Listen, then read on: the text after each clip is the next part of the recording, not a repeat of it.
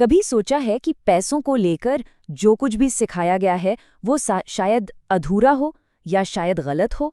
आज हम Robert Kiyosaki की रिच डैड पुअर डैड के इसी बहुत ही दिलचस्प आइडिया को समझने वाले हैं, जो पर्सनल फाइनेंस की दुनिया की सबसे मशहूर किताबों में से एक है।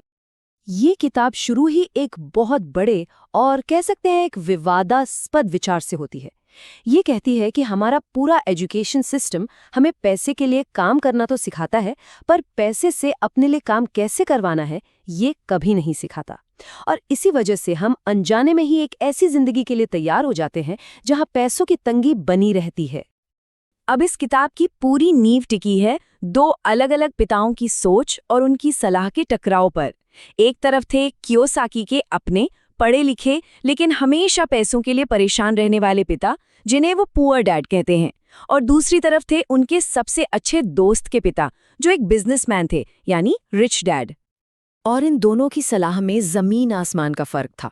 पुअर डैड की सलाह थी एक अच्छी कंपनी में नौकरी पाने के लिए मेहनत करो, वहीं रिच डैड कहते थे एक अच्छी कंपनी खरीदने के लिए मेहनत करो। सोचकर देखिए, एक नौकरी करने को कह रहे हैं और दूसरे मालिक बनने को। यहीं से सारा खेल बदल जाता है।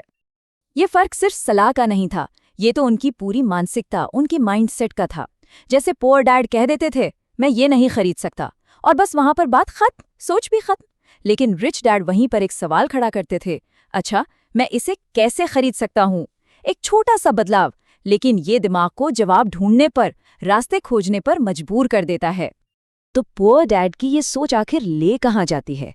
ये ले जाती है उस चीज की तरफ जिसे किताब में द रैट रेस कहा गया है, मतलब तनख्वाह के लिए काम करने का एक ऐसा चक्र जो कभी खत्म ही नहीं होता। ये एक ऐसी जिंदगी है जिसमें सब कुछ अगली सैलरी पर निर्भर करता है। सुबह उठो, काम पर जाओ, बिल्स भरो और फिर से वही। और मजे की बात यह है कि ज्यादा पैसा आने से ये चक्र टूटता नहीं है, बल्कि अक्सर खर्चे और बढ़ जाते हैं। इसका पैटर्न बहुत ही सीधा और फंसाने वाला है। होता क्या है?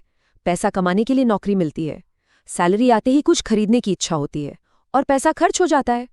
फिर बिल चुकाने का डर वापस काम पर भेज देता है, और जब सैलरी बढ़ती है तो बस शौक बढ़ जाते हैं। लेकिन वो चक्र वो वैसा का वैसा ही चलता रहता है। किताब के मुताबिक ये पूरा जाल सिर्फ दो बुनियादी इंसानी भावनाओं पर चलता है, डर और लालच। एक तरफ पैसा न होने का डर और दूसरी तरफ उन सभी चीजों को पाने का लालच जो पैसा खरीद सकता है। तो सवाल ये है कि इस चक्र से बाहर कैसे निकला जाए, और यहीं पर आता है रिच डैड का सबसे जरूरी सबक। उन्होंने दो बहुत ही आम शब्दों को बिल्कुल नए तरीके से समझाया, एसेट्स और लायबिलिटीज। सारी मुश्किल परिभाषाओं को भूल जाइए। रिच डैड का नियम एकदम सीधा था, एसेट वो हर चीज है जो आपकी जेब में पैसा डाले, बस।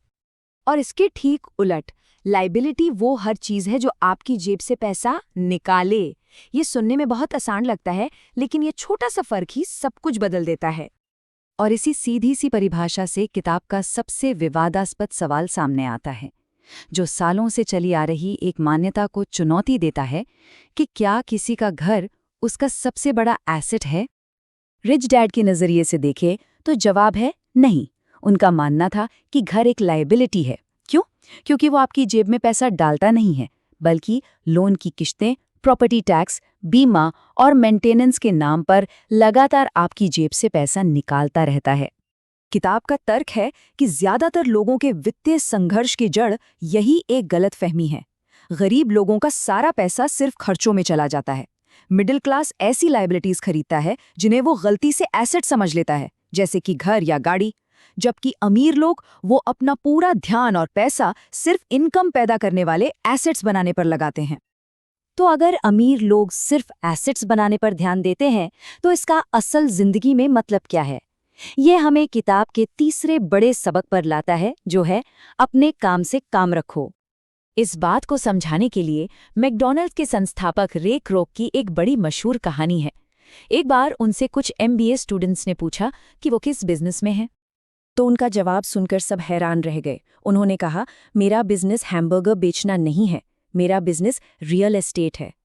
मतलब उनका पेशा या नौकरी तो फ्रेंचाइजी बेचना थी, लेकिन उनका असली बिजनेस, उनका एसेट, वो हर मैकडॉनल्ड्स के नीचे की कीमती जमीन थी। तो यही फर्क है पेशे और बिजनेस में।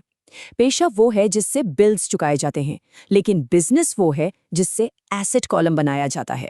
अपने काम से काम रखने का सीधा सा मतलब है कि अपनी ऊर्जा सिर्फ सैलरी पर नहीं, बल्कि रियल एस्टेट, स्टॉक्स, बॉन्ड्स या ऐसी कोई भी चीज हासिल करने में लगाइए जो एक एसेट बन सके। और आखिर में ये किताब दौलत यानी वेल्थ को नापने का एक बिल्कुल ही नया पैमाना देती है। ये किसी की सैलरी या नेटवर्थ के बारे में नहीं है, ये है समय के बारे में। असली सवाल सिर्फ एक है, अगर आज कोई काम करना बंद कर दे तो वो अपने एसेट्स के दम पर कितने दिन तक गुजारा कर सकता है। इस एक सवाल का जवाब ही एक अलग फाइनेंशियल भविष्य की ओर पहला कदम है।